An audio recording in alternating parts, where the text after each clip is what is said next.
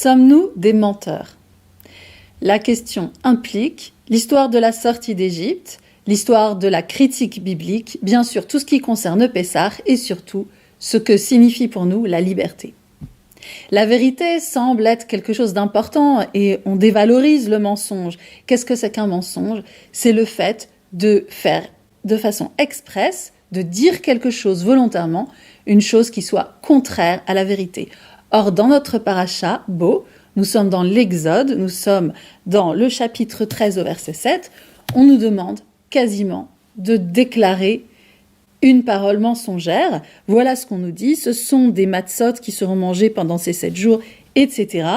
Et tu diras à ton enfant, en ce jour, c'est pour cette raison que l'Éternel a agi en ma faveur, à moi personnellement, en ma faveur, lorsque je suis sortie d'Égypte, et ces paroles seront un signe sur ta main, elles seront un souvenir entre tes yeux, pour que l'enseignement de l'Éternel soit transmis par toi, qu'il soit dans ta bouche, le fait que l'Éternel t'a fait sortir d'Égypte avec un bras étendu. Moi, je n'ai jamais été en Égypte, je ne suis pas sortie d'Égypte, je ne sais pas si vous, c'est le cas, mais en tout cas, lorsque je déclare à mes enfants « je suis sortie d'Égypte », c'est clairement un mensonge. Est-ce que nous avons le droit de dire des mensonges? Est-ce que la Torah nous demande de dire des mensonges? Et en réalité, ici, c'est la Torah, mais ensuite, l'enseignement des rabbins par la suite. Le Sefer Achinour, c'est le 21e commandement de l'Exode, d'après le Sefer Achinour, nous dit que nous devons raconter l'histoire de la sortie d'Égypte de cette façon, le 15 Nissan.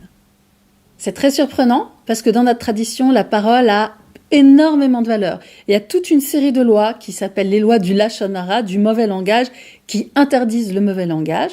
Sur les 10 commandements, il y a 2 commandements qui parlent de l'importance de la parole, le fait de ne pas invoquer le nom de l'Éternel en vain et le fait de ne pas porter de faux témoignages contre notre prochain. Il y a également toute une série de bonnes paroles qui doivent être prononcées. Ce sont les bénédictions qui nous font prendre conscience de la chance qu'on a. Donc il y a une très grande importance accordée à la parole, de telle sorte que ça semble paradoxal. Donc quand je dis que je suis sortie d'Égypte, est-ce un mensonge et est-ce répréhensible? Cette parole n'est pas conforme à la vérité, mais d'un autre côté, elle n'induit personne en erreur, puisque tout le monde sait que je ne suis pas sortie d'Égypte, que je n'ai pas construit les pyramides, d'une part, et tout le monde sait également que c'est un commandement qu'on a de le formuler de cette façon. Et donc ici, le statut de ce que je dis, c'est pas de dire quelle est la vérité, c'est simplement de dire comment je dois me considérer moi-même. Je dois me considérer comme si j'avais été réduite en esclavage et comme si j'avais réussi à sortir d'esclavage. L'éthique juive, c'est pas de décrire sagement et précisément la vérité, on aurait beaucoup de mal de définir ce que c'est vraiment la vérité. L'éthique juive, c'est d'être conscient de ce qu'on dit et de pourquoi on le dit, c'est de savoir ce qu'on crée quand on parle. C'est de savoir si mes propos, d'une part, je suis consciente, d'une part, de quel est leur contenu, mais aussi de quelle est leur intention, quelle est leur tonalité, comment je me sens quand je les dis. Est-ce que ça véhicule de la joie et du respect ou est-ce que ça véhicule de la frustration? Et également, de savoir derrière ça quelle est mon intention. Est-ce que j'essaye de créer quelque chose, d'encourager dans un certain sens? Si le sens que j'encourage à travers mes paroles, c'est la liberté, c'est la sortie d'Égypte, alors mes paroles sont valables sur le plan du judaïsme et de l'éthique juive. Si ce que mes paroles produisent, c'est rabaisser mon interlocuteur, l'écarter, essayer de le dominer, alors mes paroles ne sont pas justes sur le plan de l'éthique juive, et ce, quel que soit leur contenu précis, ça c'est pas ça l'essentiel.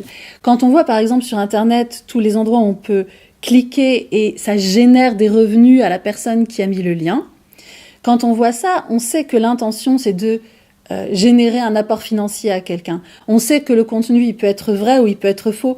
En tout cas, en général, c'est pas un contenu qui a été obtenu de façon éthique. Ça parle parfois de personnalités qui n'ont rien demandé et qui ne souhaitent pas être poursuivies par des paparazzis. Et donc, on peut se demander si cliquer sur Internet, sur des liens, même si c'est vrai sur le plan du contenu, on peut se demander si c'est éthique et probablement ça ne l'est pas. C'est une chose à laquelle on doit être vigilant. Dans notre tradition, faire un récit qui soit de l'ordre de la poésie performative, où on dit quelque chose pour amener autre chose, comme le dit le philosophe John Austin, c'est tout à fait possible. Ça ne pose absolument pas de problème. L'essentiel, c'est de citer ses sources. Quelqu'un qui cite ses sources, comme on le voit dans le Talmud Megillah 16a, Celui qui cite ses sources, c'est comme s'il régénérait le monde. Ha-omer davar beshem omro mevi geoula la olam. Et donc, en réalité, l'important, c'est pas tellement ce que je dis. Est-ce que je peux dire, par exemple, la sortie d'Égypte n'a pas existé du point de vue de l'archéologie. Je peux dire, le récit de la sortie d'Égypte est raconté par la Torah. Je peux dire, le récit de la sortie d'Égypte m'incite à défendre la liberté comme le veut la tradition. L'important, c'est de donner le statut de la parole que j'énonce. Nous sommes des juifs modernes, nous sommes des juifs libéraux ou massortis ou modernes orthodoxes, et la vérité historique ne nous fait pas peur, elle ne nous émeut pas, elle ne nous fait pas perdre nos moyens, parce que nous savons que c'est l'effet que le récit produit sur nous qui compte avant tout.